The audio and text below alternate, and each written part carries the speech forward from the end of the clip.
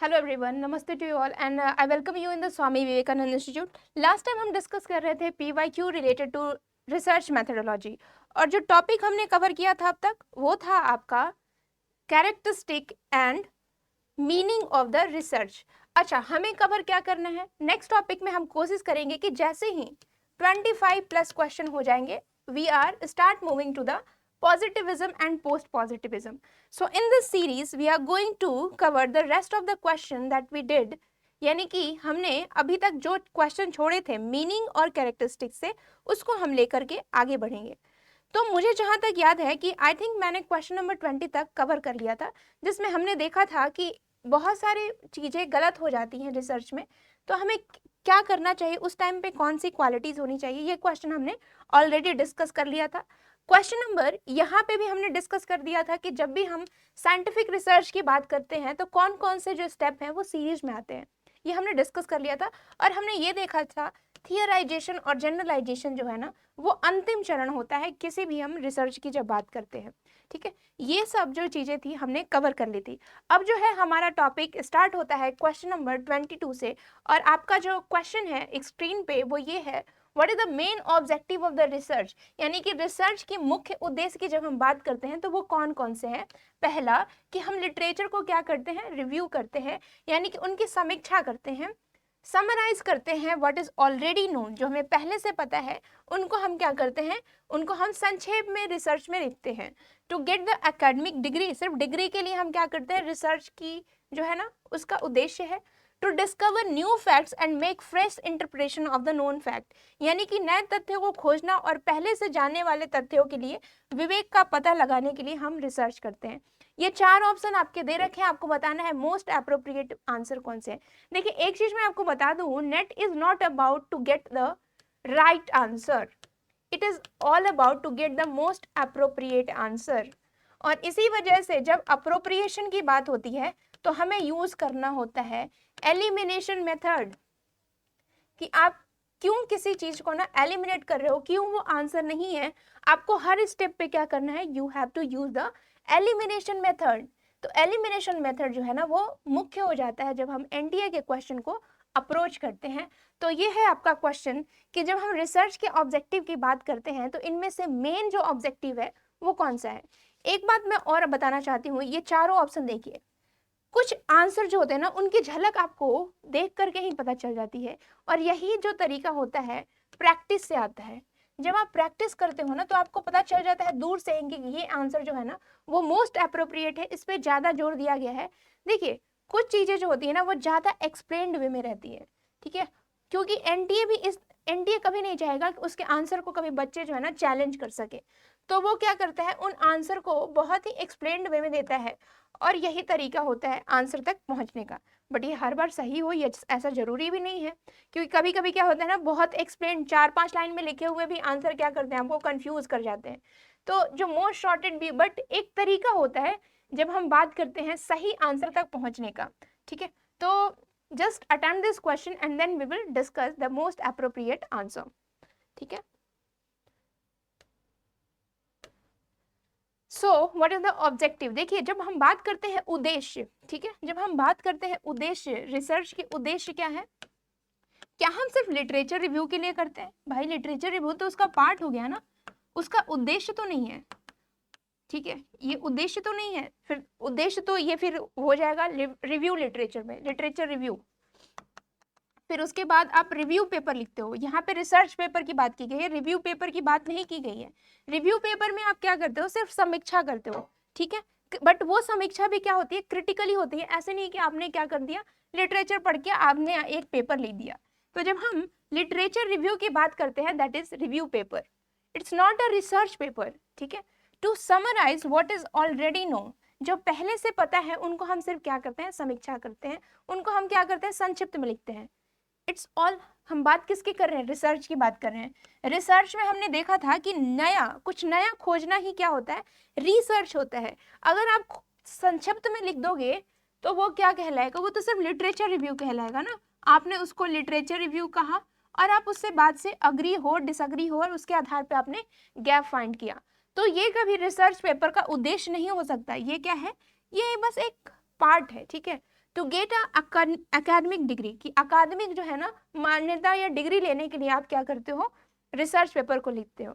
ऐसा नहीं है, इट्स अ एप्टीट्यूड, ये आपके अंदर एक एप्टीट्यूड, ठीक है। उसके बाद जो है ना एक इंसान क्या होता है, एक बुक लिखने लायक जो है ना अपनी क्षमता डेवलप करता है, एक पेपर पब्लिश करने लायक आपके अंदर क्षमता आ जाती है।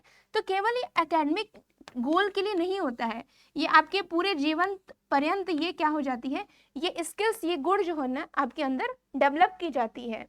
To discover new facts and make fresh interpretation of known facts, जो पहले से स्थापित जो चीजें हैं उन पे आप क्या करते हो, एक नया नजरिया आप देते हो, ठीक है, और एक नया तथ्य खोजने की कोशिश करते हो जब भी हम रिसर्च के ऑब्जेक्टिव की बात करते हैं। So most appropriate one is option number D, यानी कि सबसे जो सटीक है वो क्या है, ऑप्शन नंबर डी है, जिसमें सभी चीजों को क्या कर दिया जा रहा है, सम्माहित कर दिया जा रहा है, ज्यादा ही एक्सप्लेन्ड वे में क्या कर दिया जा रहा है, इसको बताया गया है। So the most appropriate answer is option number D.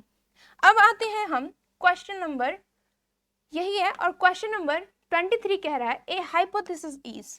जब हम हाइपोथेसिस की बात करते हैं तो हाइपोथेसिस क्या कहलाता है, क्या वो लॉ है, क्या वो कैनन है, क्या वो पोस्टुलेट है, या फिर वो सपोजिशन है। देखिए ये जो टर्म है ये आपको कंफ्यूज करेंगे, बट मैं एक एक करके उसका मतलब बताऊंगी। बट पहले आप इस क्वेश्चन को अटेम्प्ट कीजिए कि जब भी हम हाइपोथेसिस की बात करते हैं, जब हम हाइपोथेसिस की बात करते हैं तो ये क्या है, क्या ये कानून है, क्या ये कैनन है, क्या ये पोस्टुलेट है, क्या ये सपोजिशन है। आपको बताना है सपोजिशन को, सपोजिशन, पोस्टुलेट, कैनन, कानून आपको बताना है, और इसके बारे में हम डिटेल वे में जिक्र करेंगे अभी तुरंत।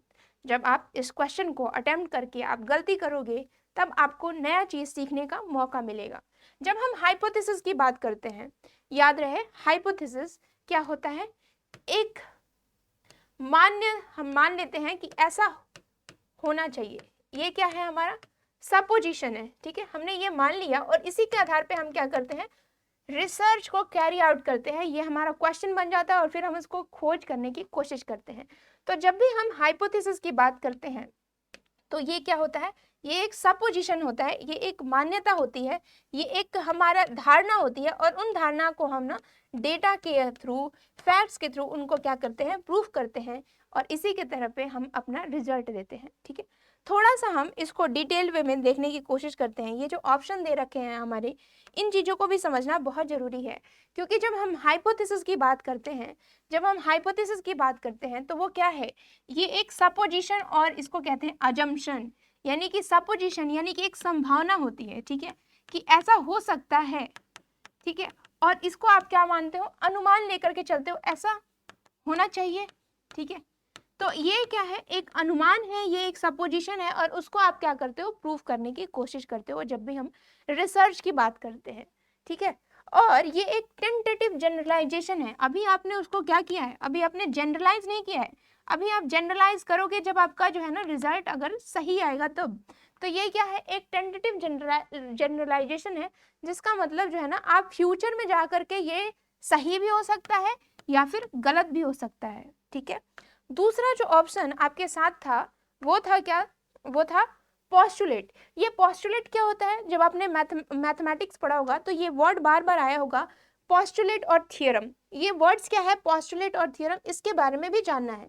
देखिए जो पोस्टुलेट होता है वो एक सत्य होता है जिसको आप प्रूफ नहीं कर सकते, ठीक है, ऐसा सत्य जिसको आप प्रूफ नहीं करते उसको कहते हैं पोस्टुलेट। पोस्टुलेट का मतलब है जैसे सत्य जिसको कोई प्रमाण नहीं है। जैसे उदाहरण के रूप में जब आप मैथ्स देखते होंगे ना तो मानते हैं कि एक लाइन जो होता है ना, एक लाइन सेगमेंट का क्या होता है, दो बिंदु होता है ए और बी, और एक जो प्लेन होता है, प्लेन पे हम क्या करते हैं, एक लाइन को रिप्रेजेंट करते हैं। रे जो होता है वो यूनि डायरेक्शनल होता है। तो ये सब क्या है, इसको प्रूफ करना बहुत ही मुश्किल है, 3D 2D मान करके चलना। तो इसको हम लोग क्या करते हैं, ये है हमारा पोस्टुलेट, जिसको हम प्रूफ करना थोड़ा मुश्किल हो जाता है, ठीक है। और एक होता है आपका थियरम। थियरम क्या होता है, यानी कि इसको प्रूफ की जरूरत होती है। जैसे मान लीजिए कि अगर हमने कहा कि angle A plus angle B plus angle C in a triangle is 180 degree, then you are going to proof it, ठीक है। तो ये जनरली मैथमेटिकल टर्म में यूज किया जाता है, यानी कि इसको आपको प्रूफ करने की जरूरत पड़ती है। जब हम कैनन की बात करते हैं तो ये क्या है, इसका मतलब होता है एक कानून, एक सिद्धांत, और उसको हम वो जनरली सही होता है और ज्यादातर माना जाता है कि इसको आपको फॉलो करना है। तो ये सपोजिशन से या ये हाइपोथेसिस से बिल्कुल अलग है। जब हम लॉ की बात करते हैं तो ये एक नियम होता है, ये एक विधि होता है, और उसके आधार पे जो है ना एक बिहेवियर होता है जिससे आपको अज्यूम किया जाता है कि आप उस तरीके से बिहेव करें। तो ये होता है इन सब टर्म्स का क्या होता है सार्थक मतलब। जब हम बात करें ऑप्शन की, इनके ऑप्शन की, कि लॉ क्या होता है, कैनन क्या होता है, पोस्टुलेट क्या होता है, सपोजिशन क्या होता है, मुझे लगता है कि आपको कंफ्यूजन इन दो वर्ड्स में होंगे, पोस्टुलेट की सपोजिशन। पोस्टुलेट का मतलब है वैसी चीज है जिसको आप ना प्रूफ करने की जो है ना, आपको सत्य तो है बट आप प्रूफ करने में आपको दिक्कत होती है। बट हाइपोथेसिस को तो हम प्रूफ करते हैं ना, डेटा के आधार पे, एक्सपेरिमेंट के आधार पे, डिजाइन, और फिर इस तरीके से हम रिसर्च के थ्रू हम इसको प्रूफ करते हैं। तो हाइपोथेसिस को हम प्रूव करते हैं, ये सपोजिशन होता है, ये एक टेंटेटिव स्टेटमेंट रहता है जिसको रिजल्ट में जाकर के हम कहते हैं either I am agree with this और either I am disagree with that. ठीक है, तो ये है आपका हाइपोथेसिस का कॉन्सेप्ट। अब जब हम आगे बढ़ते हैं तो क्वेश्चन नंबर 24 क्या कह रहा है, क्वेश्चन नंबर 24 कह रहा है रिसर्च इज। देखिए ये सब चीजें आपके मीनिंग और कैरेक्टरिस्टिक से रिलेटेड है। ठीक है, रिसर्च के अर्थ और उसकी विशेषताएं। ठीक है, तो यहाँ पे पूछ रहे हैं आपको कि जब हम रिसर्च की बात करते हैं, ठीक है, जब हम रिसर्च की बात करते हैं इसका मतलब क्या होता है, सर्चिंग अगेन एंड अगेन, बार बार खोज करना, सर्च करना। ठीक है, finding solution to any problem, किसी प्रॉब्लम का हल ढूंढना। Working in a scientific way, scientific तरीके से, वैज्ञानिक तरीके से काम करना। None of the above. एक चीज मैं आपको बार बार रिपीट कर रही हूँ, NTA is not about the finding the right answer, it is all about to reach to the most appropriate one. कुछ चीजें इसमें आपको लगेगी कि सब सही है बट आपको मोस्ट अप्रोप्रिएट की तरफ बढ़ना है। ठीक है, आपको लगेगा कि सब सही है, ये सही क्यों नहीं है बताओ, it's a very difficult, but आपको मोस्ट अप्रोप्रिएट को ढूंढना है। देखिए जब हम रिसर्च की बात करते हैं, द वर्ड रिसर्च, री प्लस सर्च, यही तो होता है कि आप बार बार क्या करते हो, सर्च करते हो। इट इज, बट उसमें आप क्या करते हो, सॉल्यूशन को फाइंड करते हो। इट इज, बट उससे भी ज्यादा क्या जरूरी होता है रिसर्च में, कि वो जो रिसर्च, हर रिसर्च क्या होता है, एक साइंटिफिक और सिस्टमेटिक वे में होता है, और यही जो है ना उसका की कैरेक्टरिस्टिक है। यही रिसर्च जो है ना, इसी वजह से एक रिसर्च पेपर क्या होता है, एक नॉर्मल पेपर से, एक न्यूज़पेपर आर्टिकल से अलग होता है। क्यों? क्योंकि इसमें एक मेथड, एक साइंटिफिक वे में क्या किया गया है, कार्य को आगे बढ़ाया गया है। तो जब भी हम बात करें सर्चिंग एंड अगेन अगेन, देखिए एक न्यूज़पेपर में भी क्या होता है ना, मान लीजिए कि आपने एक आर्टिकल लिखा, उसके आधार पे एक कमेंट्स लिखा जाएगा, उस पे जो है ना अलग तरह की टिक्का टिप्पणी होती है। तो ये जनरली आपके न्यूज़पेपर में देखने को मिलता है। सॉल्यूशन भी आप ढूंढने की कोशिश करते हो, बट जब हम बात करते हैं साइंटिफिक वे, तो वो साइंटिफिक वे केवल रिसर्च में ही आती है जिसमें आप पर्टिकुलर मेथड, पर्टिकुलर थियरी को फॉलो कर करके अपने रिजल्ट की तरफ बढ़ते हो। So option C is the most appropriate answer. Question normal है बट चीजें जो है ना आपको समझनी है, आपको एलिमिनेट करके आंसर तक पहुंचना है। ठीक है, अब हम आते हैं नेक्स्ट क्वेश्चन की तरफ, और वो है आपका 25 question, what is the major attributes of correlational analysis. देखिए ये सब चीजें मैंने आपको अभी नहीं पढ़ाई है, बट आपको घबराना नहीं है। मुझे पता है बहुत सारे बच्चे ऐसे हैं जो कि इनको लगेगा कि मैडम ये सब चीजें तो मुझे नहीं पता है, मतलब रिसर्च एप्टीट्यूड बहुत ही डिफिकल्ट टॉपिक है। बट मैं सच बता दूं, ये जो है ना आपकी टॉपिक क्वांटिटेटिव थियरी जब मैं पढ़ाऊंगी, उसमें जब वेरिएबल्स पढ़ाऊंगी ना, तो मैं आपको बताऊंगी कोरिलेशन क्या होता है, रिग्रेशन क्या होता है, ये सब चीजें मैं आपको बताऊंगी। लेकिन अभी बस आपको थोड़ी थोड़ी चीजों को समझना है, गहराई से समझना है, बिल्कुल अभी समझना नहीं है, बट अभी आपको देखना है कि टॉपिक किस तरह से आते हैं। ठीक है, और यही जनरली आपको कैरेक्टरिस्टिक में पूछा गया है, कि कह रहा है कि मेजर एट्रीब्यूट्स क्या है कोरिलेशनल एनालिसिस का। ठीक है, एसोसिएशन अमॉन्ग वेरिएबल, वेरिएबल के बीच में संबंध, डिफरेंस अमॉन्ग वेरिएबल, मानों के बीच में, वेरिएबल्स के बीच में अंतर।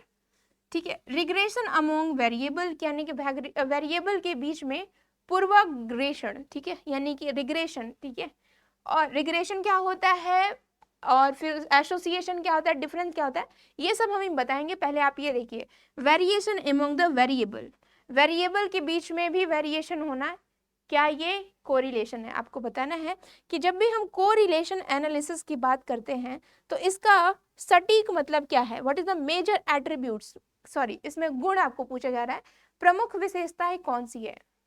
ये है आपके 4 ऑप्शन और आपको इसके आंसर तक पहुंचना है।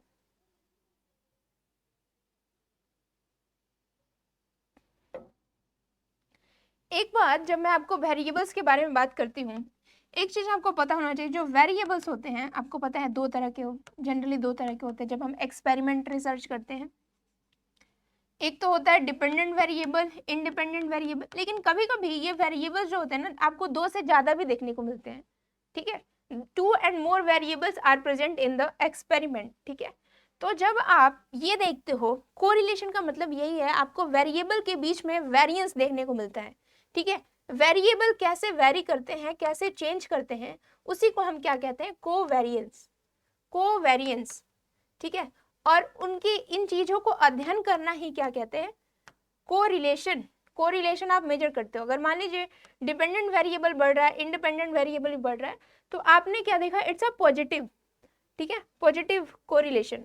फिर आपने देखा कि एक बढ़ रहा है एक घट रहा है, तो आपने क्या देखा, इट्स अ नेगेटिव कोरिलेशन, ठीक है। जब हम वेरिएबल पढ़ाएंगे ना तो हम टाइप्स ऑफ वेरिएबल भी, कोरिलेशन क्या होता है, रिग्रेशन क्या होता है, उनके टाइप्स भी देखेंगे। बट आप अभी समझ लीजिए कि कोरिलेशन क्या होता है, वेरिएशन के बीच की अंतर को वो किस तरीके से चेंज कर रहा है, उसकी एनालिसिस को हम क्या कहते हैं, कोरिलेशन, ठीक है। तो ये कह रहा है एसोसिएशन अमंग वेरिएबल्स, जब 2 वेरिएबल्स होते हैं ना उसके बीच में जो जुड़ाव होता है उसी को हम क्या कहते हैं, कोरिलेशन। दूसरा कह रहा है डिफरेंस अमंग द वेरिएबल, एक वेरिएबल दूसरे वेरिएबल से कैसे अलग होता है, क्या हम उसको हम कहते हैं कोरिलेशन। रिग्रेशन अमंग वेरिएबल, ठीक है। रिग्रेशन क्या होता है इसके बारे में भी थोड़ा देख लेते हैं।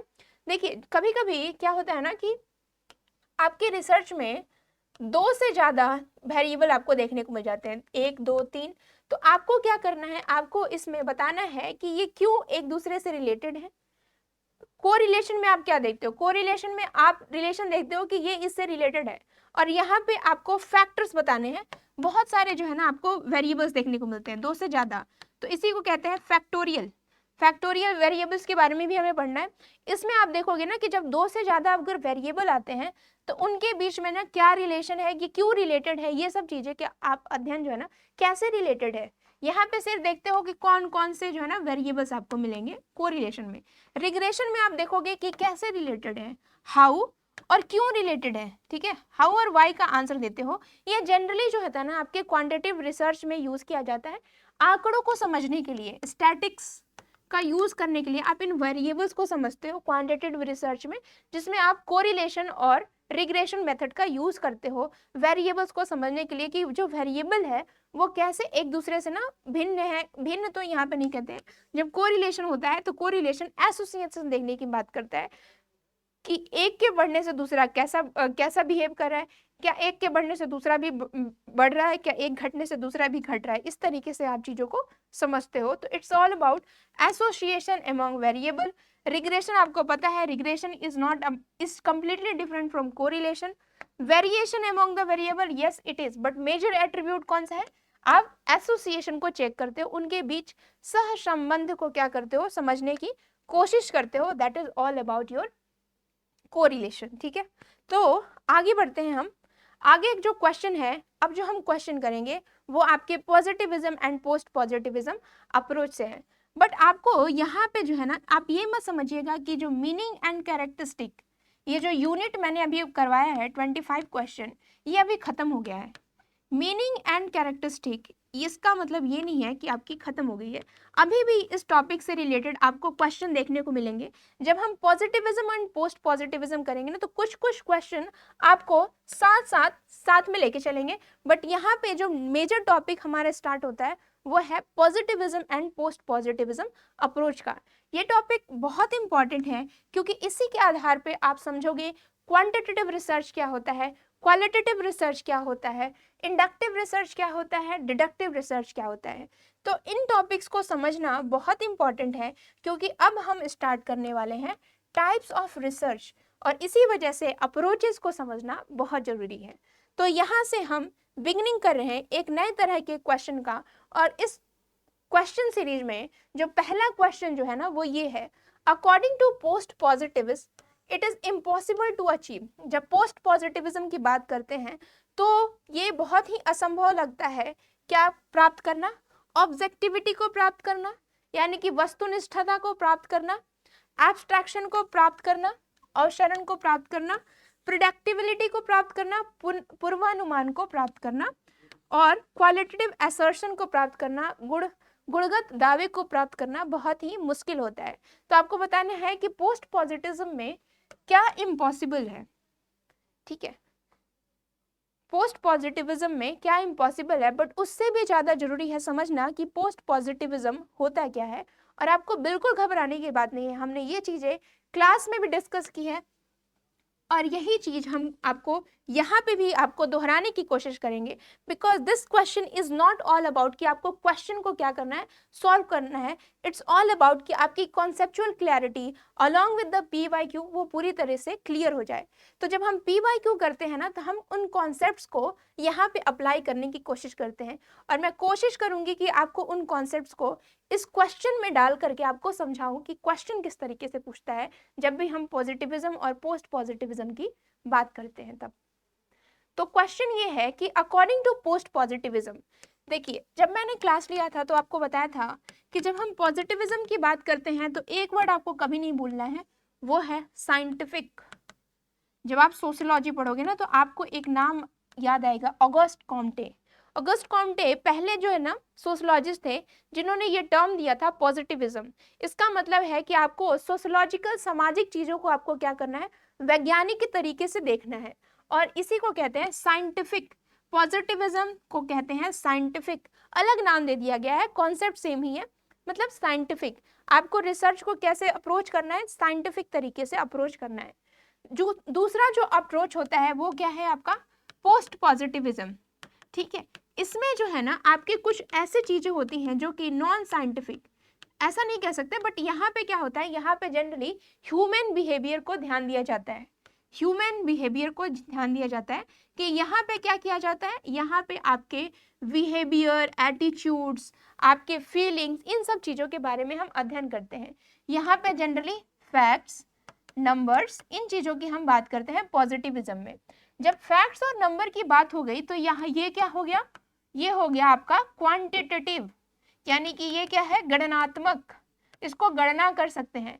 लेकिन जब ह्यूमन नेचर की बात करते हैं तो इट्स अ क्वालिटेटिव, यानी कि ये क्या हो गई, गुणात्मक, ये क्वालिटेटिव हो गई। और एक बात आप खुद समझिए कि जब यहाँ पे साइंटिफिक है यानी फैक्ट्स और नंबर ऑलरेडी गिवन है, इट मीन्स कि यहाँ पे पहले कोई थियरी होगी और थियरी के आधार पे हम क्या कर रहे थे, उसको एग्जाम्पल में रख रहे थे। जब हम, मैंने आपको बताया था इंडक्टिव और डिडक्टिव। इंडक्टिव में क्या होता है कि हम पर्टिकुलर से जनरल की पढ़ते हैं, डिडक्टिव में क्या होता है, एक जनरल आइडिया पहले दिया रहता है, एक थियरी पहले रहता है, फिर उसके बाद हम एग्जाम्पल देते हैं। सो ये क्या हो गया, ये डिडक्टिव हो गया, ये डिडक्टिव, और ये क्या है, इंडक्टिव। पोस्ट पॉजिटिविज्म क्या है, इंडक्टिव। और यहाँ पे हम एक और चीज देखते हैं कि जब ये क्वांटिटेटिव हो गया तो ये कैसा हो गया, ऑब्जेक्टिव, यानी कि ये क्या है, वस्तुनिष्ठ। ठीक है, और जब हम ह्यूमन बिहेवियर की बात करते हैं तो ये कैसा हो गया, सब्जेक्टिव, ये आपके इंटरप्रिटेशन पे डिपेंड करता है, तो ये कैसा है, इंटरप्रेटिविस्ट। ठीक है, और एक और चीज आप देखोगे, ये जनरली आपके अनुभव पे आधारित होता है, तो ये क्या होता है, इम्पिरिक्स। इम्पिरिक्स अनुभवजनक, आपके ऑब्जर्वेशन पे आधारित होता है।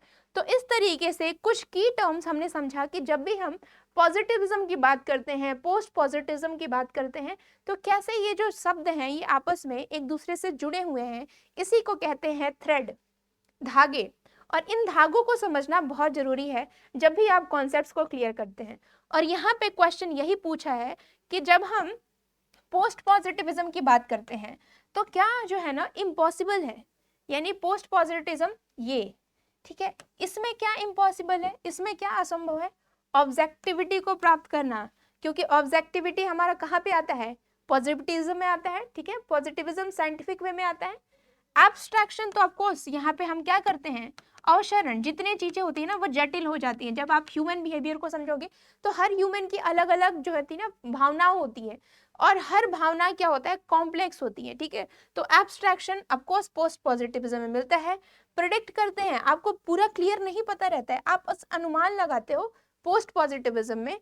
क्वालिटेटिव होता है, ठीक है, क्वालिटेटिव यहाँ पे आपको देखने को मिलता है।